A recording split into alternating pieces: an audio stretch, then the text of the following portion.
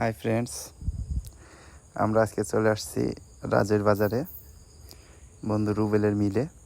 এখানে আপনারা যে আয়োজনটি দেখতে পারতেছেন, এই আয়োজনটির মূল উদ্দেশ্য হচ্ছে বন্ধু শাহজুল। কারণ বন্ধু শাহজুল হচ্ছে আগামীকালকে প্রবাসে চলে যাবে। আমরা সবাই বন্ধু শাহজুলের প্রবাসী জীবনের সফলতা কামনা করছি।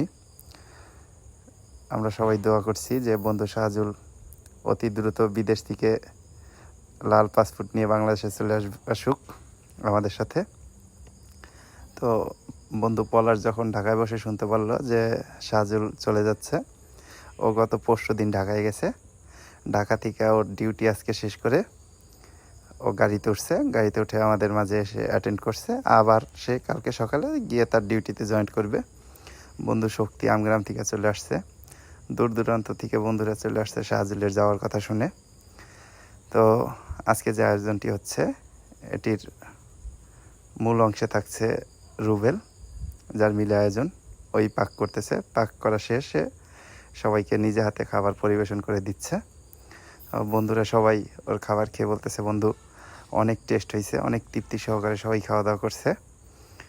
তো আপনাদের দেখানোর চেষ্টা করতেছি যে সবাই কিভাবে বসে খাবার খাচ্ছে।